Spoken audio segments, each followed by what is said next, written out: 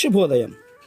Global బెతేనియా Calvary ministry తరపున ఈ పునరుద్ధానక దినమందు మరొకసారి మీ అందరితో కూడా కలుసుకొని దేవుని యొక్క పరిశుద్ధమైన మాటలు ధ్యానించుటకును దేవుడు నాకు ఇచ్చిన మధురమైన అవకాశమును బట్టి దేవునికి ప్రత్యేకమైన వందనాలు తెలియచేసుకుంటూ ఉన్నాను.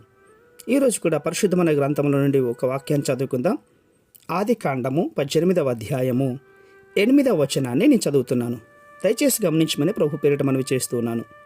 ఆదికాండము 18వ అధ్యాయము 8వ వచనము. తరువాత అతడు వెన్నను పాలను తాను సిద్ధము చేయించిన దూడను తెచ్చి వారి ఎదుట పెట్టి వారు భోజనము చేయుచుండగా వారి యొద్ద ఆ చెట్టు క్రింద నిలుచుచుండెను. దేవునికి స్తోత్రం కలుగునుగాక. ప్రియులారా, మరొకసారి జ్ఞాపకం చేస్తున్నాను. అబ్రహాము ఎంత హడావిడిగా చేస్తున్నాడో చూడండి. త్వరగా శారా యొద్దకు వెళ్ళాడు. శారాతో చెబుతున్నాడు, త్వరగా రొట్టెలు తయారు చేయమన్నాడు. అంతేకాదు, పరిగెత్తుకుంటూ మందలోకి వెళ్ళాడు. లేత దూడని తెచ్చాడు. పనివానికిచ్చి దాన్ని సిద్ధపరచమన్నాడు. అది అలాగే జరిగింది. సిద్ధపరిచినటువంటి భోజనాన్ని తెచ్చి ఆ ముగ్గురికి వడ్డిస్తున్నాడు. తనే వడ్డిస్తున్నాడు. తరువాత ఆయన ప్రక్కకు వెళ్ళలేదు. శ్రద్ధగా ఆతిథ్యం ఇవ్వడం అంటే ప్రతి అవసరతను గుర్తించడం. ప్రియులారా, అవును, అబ్రహామును జ్ఞాపకం చేసుకుంటే అబ్రహాము విశ్వాసముల గురించి ఆలోచిస్తారు.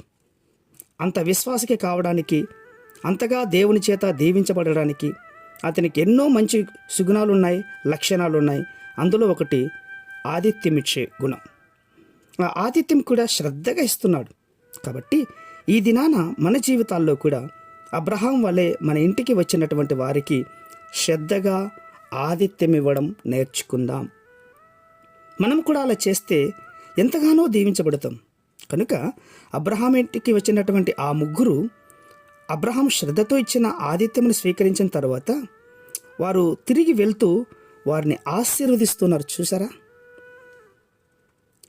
ఈ కాలముకు అంటే వచ్చే సంవత్సరానికి నీ భార్య అయినటువంటి శారా కౌగిట్లో ఒక కుమారుడు ఉంటాడు అని వారు దీవించారు. నిజమే.